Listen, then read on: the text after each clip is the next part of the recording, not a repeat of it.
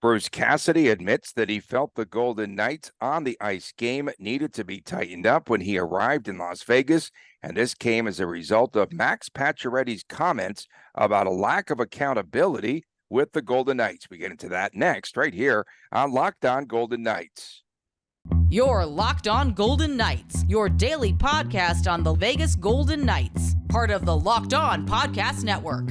Your team every day.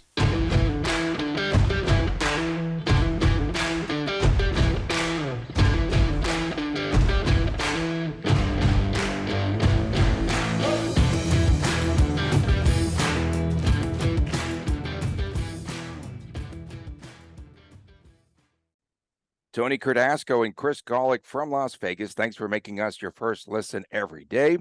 Find us wherever you get your podcast. Make sure that you subscribe to the YouTube channel. That is Locked On Golden Knights. And we are brought to you today by FanDuel. Take the first swing at betting Major League Baseball on FanDuel and get 10 times your first bet amount in bonus bets up to $200. So, Chris, we never did hear much feedback from the Golden Knights about those comments made last year, the offseason a year ago, from Max Pacioretty, the former Golden Knight.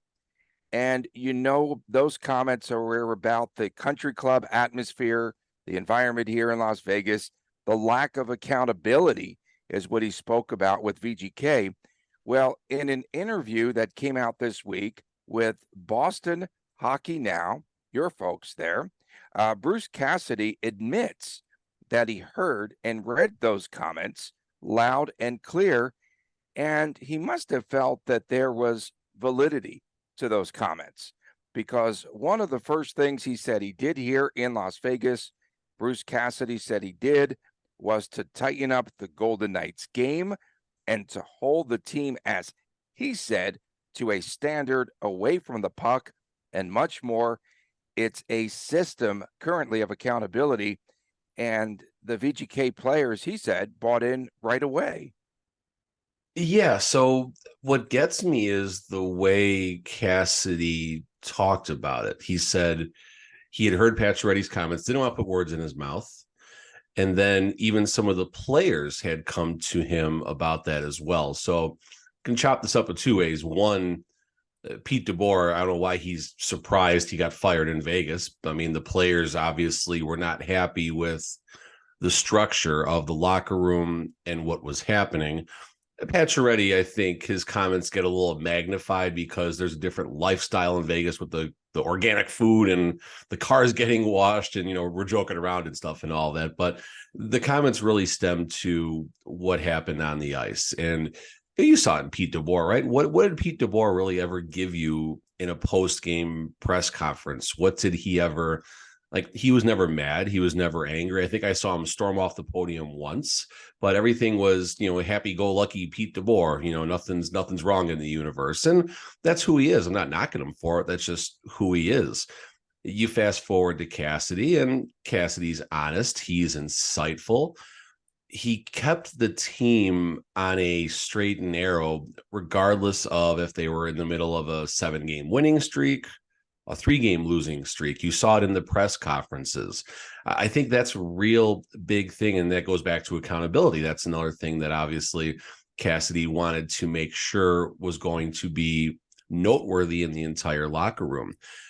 He did it without calling people out in the post-game pressers. He did it without, yes, people got benched every now and then, and that's, what happens in sports. But the way he went about his business of erasing the country club culture, but not having it turn into this crazy, John Tortorella run team where, the players had no clue what was going to happen whenever they walked into the hockey rink. Yeah, and again, those comments by Pacioretty a year ago, in Montreal, if we had a season like this, the city would be half on fire. That's a low blow. Pacioretty's got to understand Vegas, because there were so many expectations on this team as they went into that season, as we recall, and they absolutely flopped. Again, you could always go back to injuries, which I don't think that was, because there still was enough talent and they still were knocking on the door. and they still were able to be a team in contention, right? Sure. And he said, I've got to reel in this myself because there's no one that's holding us accountable. And that resonated That with is a me. huge statement right there. Yeah. And again, all of the players I thought that I knew it was the end of DeBoer, the way the players were when they cleaned out their lockers. They never cleaned out their lockers, by the way, at the end of the season. When you win the still Stanley Cup, someone does it for you. They're still dirty. The rookies came in and cleaned out their lockers, I'm sure. There you go. One of the obstacles that Cassidy faced, your guy, the made man number 2, Kelly McCrimmon, I just think, well, I still say there's too much meddling at the very top of this organization. And I still say that there is a power play, if you will, of sorts, where not only does Cassidy have to come in, and this is what I ascertained from listening to that interview, not only does Cassidy come in here and he has to know who the new players are in this team, handpicked coaches are just given to him. He doesn't know his coaching staff. He didn't know them. He didn't know his coaching staff. He had to know the players. He had to know the coaching staff. He had to work with the coaching staff. He had to understand the coaching staff. And he did it in short order. Yeah, I mean, I was wondering how you're going to tie that together there. And that's the thing. I mean, McCrimmon, McPhee, and Foley, they have their structure in place, but they felt they needed the new voice in the locker room that was not going to have the country club environments. And you start with, that meeting, we heard about this, not long after it happened last summer, with Eichel and Cassidy having a sit down in Cape Cod. I guess they were both out there for a wedding. It was a chance situation that they were cross paths, but the universe has a weird way of lining things up for everyone, I guess, right? So Eichel basically and Cassidy sit down. They talk about not just what Cassidy wants, but what each one wants out of the other. Easy for me to say. And I think that's just an important aspect of leadership right there, right? It's not just about the boss sitting the employee down. Hey, this is what I expect of you. This is how you're going to do your job. This is blah, blah, blah. The fact that it was a two-way street from the beginning. Hey, what do you want from me? What do I want from you? And then obviously, how many times we talked about Eichel's defensive game developing, and obviously, Cassidy not compared Eichel to Bergeron, but he gave an example of a player Everyone's Bergeron. Everyone apparently, but he used the example of how you can be a great two-way player and also excel on the offensive side of the game. I believe Bergeron's final stat line, 1464 games played, 6 Selkies, and 1,200 points plus or minus. I mean, how many times I could compare Eichel to Bergeron a lot better. It's a lot better than Vegas Bjorn being compared to Bergeron. Carlson is whack. Carlson's better. Whacked. Carlson's a better defensive player. Carlson's a better defensive player than Eichel. We'll be clear about that. But Eichel's defensive game is developing. Sure. I'm not quite sure. Not right now. Just look at the penalty. Sure. So Brian McKenna was tweeting something. I forgot exactly what. Talking about two-way players and stuff like that. And I don't know, I think a Vegas fan commented, well, where does Jack Eichel rank in this? And we looked at his penalty kill minutes played per game in the playoffs. He got 8 seconds on the penalty kill per game, where Carlson was out there up to probably minutes per game. So we can argue about Carlson, but the stats you can't argue about right there. Now, is Eichel's defensive game developing? Absolutely. When the dust settles, can we possibly draw a distance? Again, a very Boston fans, I'm not insulting you here, but can we draw a distance comparison possibly one day of Eichel and Bergeron? Sure. I mean, the offensive side of the game is there. And if Eichel starts having more time on the PK and stuff like that, then maybe that could be a comparison down the road. And that Eichel meeting, the one thing that stood out is that Cassidy said that he told Eichel that they were tied together. Mm-hmm. He said, we'll be successful together or we're going to lose together. But more than Kelly McCrimmon just riding those coattails of Eichel, Cassidy came in and knew that this was his go-to guy. Listen, Cassidy did what new leaders should do. And I mean, you look at the situation, right? There are two people kind of in the same circumstance. Cassidy had done well in Boston, but not well enough. And kind of like DeBoer, the players outed him, which is what essentially left Cassidy becoming the coach of the Golden Knights. So no one in Vegas is going to be upset about that. We hear about these locker room interviews and such. And obviously that's why we are having this discussion right now, because Pacioretty, Marchessault, everyone top to bottom absolutely outed Pete DeBoer last season. So credit Cassidy for realizing the situation, right? Cassidy, he needed an ally, call it what it is. He needed someone on his side as they're coming in. Jack Eichel doesn't get it much more polarizing than that. And I don't mean that in a bad way. Outside of Vegas, it's a bad way, but he recognized that Eichel needed someone to trust and that supports. And Kelly McCrimmon, basically, like you said, not, I won't say riding the coattails, but he definitely, that was his career move with the Golden Knights. He's had a lot of big moves, but that was the career move with the Golden Knights in acquiring Jack Eichel and getting the right coach in Bruce Cassidy. And, about 10, 11 months later, Stanley Cup champions. Life is good. And just one other thing about that interview, too. Well, after the interview, I should say, we did read that prepared message from Bruce Cassidy about the career of Patrice Bergeron. You think it was prepared? I don't know if that's prepared. I don't know. I didn't read it, to be fair, but I don't think Cassidy would do that, but that's just me. But I didn't read it. He probably wrote something out and then he sent it and prepared it and sent it to VGK, unless the PR group. Well, when you say prepared, I feel like that's doctored. Prepared statement. I feel like that's doctored. It was a prepared statement. He prepared for it. Okay, so you're giving him credit. You're not blasting him. No. Shut up, Golick. Shut up, Golick. Coming up next, what in the world? The NHL Rookie Faceoff is coming back to Las Vegas. Yes. It will be here September the 15th through the 18th. We will talk about that, and kudos to Cardasco on that one as well. Turn more right after this. Yes. On Locked On Golden Knights. Take your first swing at betting Major League Baseball on FanDuel and get up to 10 times your first bet amount in bonus bets up to $200. That's right. Just bet $20. You'll land $200 in bonus bets, win or lose. That's $200 that you could spend on everything from the Yankees flopping. Sorry about that. To the money line, to the totals on games, and who you think might be hitting the first home run. And it's all on the app that is safe, secure. It's super easy to use. Plus, when you win, you get paid instantly. So sign up today.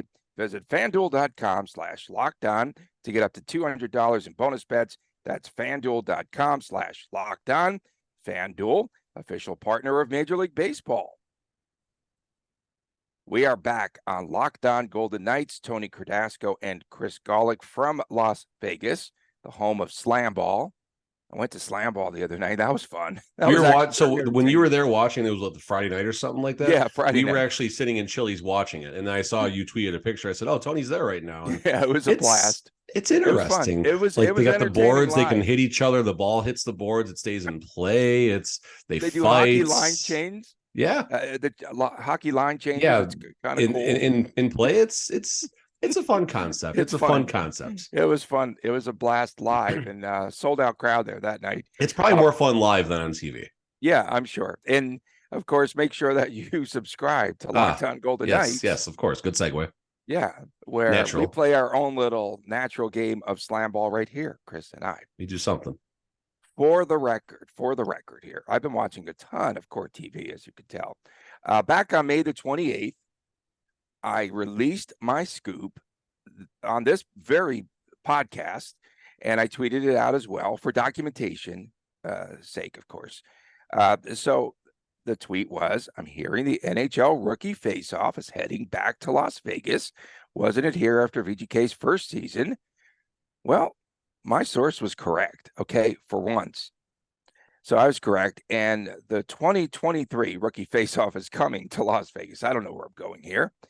September the 15th through 18th, they had some issues there with the venues in Los Angeles, and they will be playing the Rookie Faceoff at both City National and at the Dollar Loan Center. So that's a cool concept.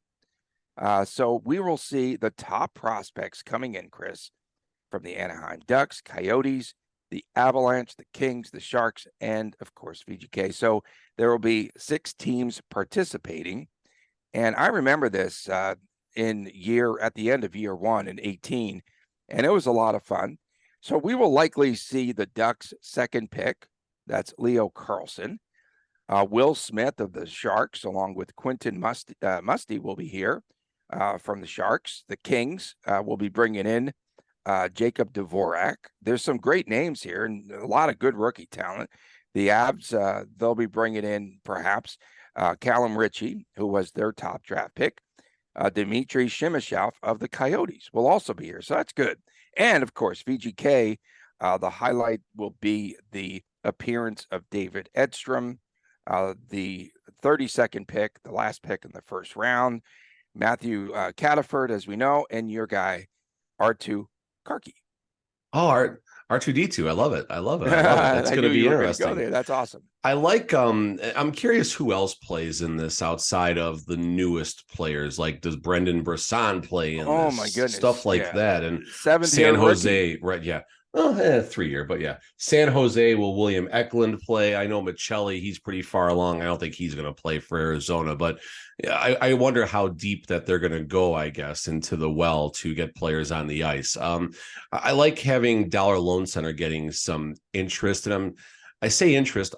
How many people are going to show up and I would assume pay for this? I don't know how much they're going to possibly charge. I could see it going one of a couple of ways, knowing the Golden Knights, but I don't know. I mean, it feels like a great chance just to say, hey, $10 a ticket, general admission, come in and pack the place and have a good time. Really? Tony's laughing. He doesn't think that's going to happen. But how much? I mean, listen, okay, let's be realistic here. It's a $50, $60 ticket right now. Let's be realistic. How many people show watch up for 2 or 3 games maybe there? Not a Dollar Loan Center. Loan Center, you're only going to have one game VGK in Anaheim on Friday, okay. Saturday VGK in San Jose, and then Monday Colorado and VGK. Those are the only, and that's not even a City National game. The only Dollar Loan Center games are actually Friday the 15th with Anaheim and Vegas, and Saturday with Vegas and San Jose. So there's only 2 games actually at the Dollar Loan Center. And I go back to how many people show up for the Silver Knights games, and credit the Silver Knights. They're trying to put a better roster together. I think they see it as important as having a winning team in Henderson, as well as obviously with the Vegas Golden Knights. So a lot of people don't show up for the Silver Knights games. Call it what it is. It's unfortunate, but I think it's going to grow. That's where I'm going with, obviously, your comment about the $60 ticket for the rookie game. I don't see it being a $60 ticket. I don't see Vegas. I mean, they might even offer the season ticket holders free tickets first and then RSVP by a certain date, and then they'll release tickets after that. I could see something like that possibly happening. Well, that would be good. A good way to jam up, traffic there in Green Valley Parkway too. I'm hoping that Jackson Hallam plays because he had the terrific development camp here. Yeah, I mean, listen, it's fun to get these guys a taste of the big stage, right? And if they're going to do the game in the Dollar Loan Center, they're going to do their production. They're going to do some type of show beforehand. They're going to play the music, and you're going to get that big time production. That I think the most important takeaway for the players is it gives them that taste of NHL life. It gives them that taste of playing in a professional, beautiful arena. And if these players do go on to the AHL or ECHL, this will be it'll be the higher end, but it'll be similar to the experience they're going to get. So obviously they're going to want to use this as motivation to stick around and, try and get to the big show. Okay. So whose net will it be? Will it be Jesper Vikman's or Logan Thompson's? I'm just kidding. So no, it should be. I think we get a lot of Isaiah Seville. I think we get a lot of Isaiah Seville. Yeah, of course. Do you remember when it was here back in 2018? Very vaguely. I was just a baby at the time.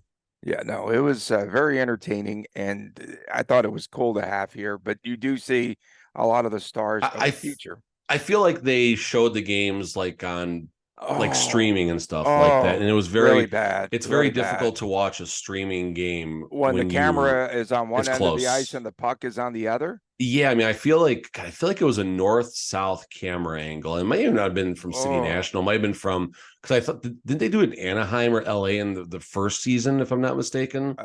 yeah, it And was maybe that's somewhere the in one I Southern was Cal. watching. Maybe that's Yeah, the one I was watching, but worse it's than an tough. AHL production. Worse than an Yeah, and AHL listen, you're production. not watching the game hoping to get an NHL production, but Yeah, but you want you to got to be get a able to taste of watch it. where the puck is. You got to be able to get a taste of it. We need accountability. This is a country club It is a environment, even country for club. the for the rookie The game. AHL camera crew and production team is definitely a country club. That is the worst country club ever, and Pete DeBoer needs to turn over the reins to somebody else. Do you know one aspect of the country club that still remained here was the car washes? Because Marcia so talked about that. Remember, Everybody gets, but all the teams do that. every day they detailed his car. When I went to watch games at the United Center in Chicago, they were washing the cars while the players were so in the United Center, the private entryway, it drops down from Adams Street, whatever the street is. That's not Madison, but it drops down so you can't get anywhere near the parking lot or see it at all. And they're down there washing the cars and stuff. And even in the winter time, when they're not washing the cars in the winter, but the cars are all running for the players when they come out after the game and the heat is on and Prima everything. donnas. I mean, listen, it's pretty cold in Chicago, Tony. It's pretty cold. And after you've been on the ice and all that, whatever. Coming up next, where is the Stanley Cup? We'll get to that when we return right here on Locked On Golden Knights. Welcome back. Locked On Golden Knights from Las Vegas. Tony Cardasco and Chris Golick reporting. And we appreciate you making us your first listen. You could find our podcast wherever you get your podcast. And make sure that you do subscribe to Locked On Golden Knights on the YouTube channel.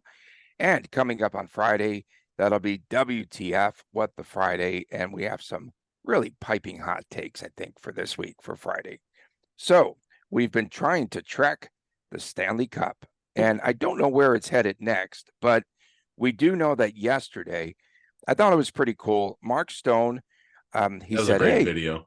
If I ever win the Stanley Cup, I am going to, he promised, and he lived up to his promise. He said, I will take it to, he played some hockey, but not on ice, right? At childhood rink. Was it ball hockey or I don't know. No, I think that was, I don't know if that was an ice. That probably was an ice rink. They just didn't have the ice frozen. Okay. I could be wrong. I don't know. And he also brought it to his high school, which was great. But those freshmen are looking really young these days. Those kids, some kids. Mark Stone looks young. He cleaned up. He went to the barber. He cut his hair. He sobered up. I mean, he it's wasn't amazing. grimacing, wasn't making faces. Well, he wasn't doing anything that required lifting anything over 6 pounds. This is true. I love the video of him talking to another guy about the Stanley Cup. They were looking at random names on it. Like you had the kids on one side looking at certain names. I don't know who they were looking at, but then you had Stone, like almost like he was not educating someone about the cup, but just having a conversation. And it's a different coffee clutch. It's a different conversation when you're, just a couple people shooting the breeze and there's a Stanley Cup right there. And you're talking about names on the cup and memories and all that. I just looked at that image as just something pretty powerful. And the fact that it was somewhere where he spent his childhood, just the full circle moment and everything. That's the stuff that's pretty cool to me watching as all these cup stories emerge. Not the babies and the cats and the dogs and the cup, but the real human moments. Those are not that a baby's not a real human, but you know what I'm saying, guys. Well, Cassidy, the one thing too that stood out at Cassidy's party, Ray Bourque and Bobby Orr. He goes, Bobby Orr just lives a couple of blocks away. They showed up at his party, right? That's pretty cool. That is really cool. And he said, we're seeing all sorts of things in that cup, from babies to dogs. He goes, I wonder if there'll be geckos and lizards in there. I like the thinking there. That's good thinking, but none of the cup parties have been in Vegas, oddly enough. All these players, they basically make their home, not all, but a lot of them make their home in Vegas, even in the off season. But we haven't seen, besides the parties, if you will, like no one's had their day with the cup in Vegas yet. I wonder if that's coming down the end for someone. We'll see. Maybe Chance will have his day with the cup in Vegas. I did have to tweet out one of life's icks is eating pierogies out of the cup. Ryan What Craig. is a pierogi? Like I know What is an ick? What's inside of it? So they're like cheese filled in Ravioli? sort of like, yeah, they're wrapped up in some dough. They're very good. They're excellent. You should buy some. They even have the frozen ones, but I'll trust you on this. I had relatives that Dying would words. make them homemade, and those were terrific. So I like those. Pass. By the way, too, Maybe some deep dish. I'll put some deep dish in it. do you know one of the first times I saw the Stanley Cup here in Las Vegas? Rocky Wirtz brought it here Oh, to the Gold Spike, and Wirtz passed away yesterday at age 70. There was the tie-in with the local community because he had Wirtz Beverage, which is now Breakthrough Beverage, where it's a beverage distribution. An educational environment segment. Yeah. I like it. I didn't know. Yeah, no, but it was really cool. So he brought it to the Gold Spike. I was invited there, and you could go and take your photo with the cup. I do no paparazzi, so I just looked at it and gawked and tried to read some of the names on there, and it's really cool. That was cool. It was, I mean, just on Rocky Wirtz passing, and I want to be careful with this. I know the Blackhawks in his end of his career now, a lot of things happen, but growing up a Chicago Blackhawks fan, you had Bill Wirtz. That was Rocky's father, obviously. And Dollar Bill Wirtz was a scumbag. I don't know how else to say it. He wouldn't show the home games on TV for the longest time.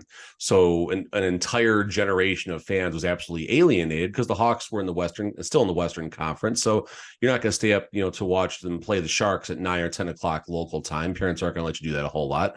So the United Center was just dead. It was a quiet barn for basically 8 years. And then, like, this is just an image that sticks out with me as a Blackhawk fan.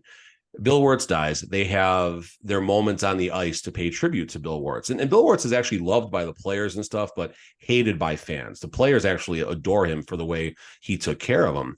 But they did the tribute on the ice, and the way the fans booed after his death. You couldn't hear, I think it was your Dale Talon or Pat Foley giving the speech, if you will. You could not hear him say a word. The fans just booed and booed and booed. Man passed away. Let's not, get too crazy about it here. We don't need to, I just didn't appreciate that. Now, fast forward, Rocky takes over. Games get on TV immediately. The business side of the team improves. John McDonough gets in there. And, you couldn't even get a ticket to see the Blackhawks for about, 12, 13 years, 3 Stanley Cups, Patrick Kane, Jonathan Toews, but just the business of the team completely, changing around. And now without Rocky, I think Danny Wirtz will be taking over, and we'll see how that whole situation plays out as the Blackhawks come back to life, so to speak.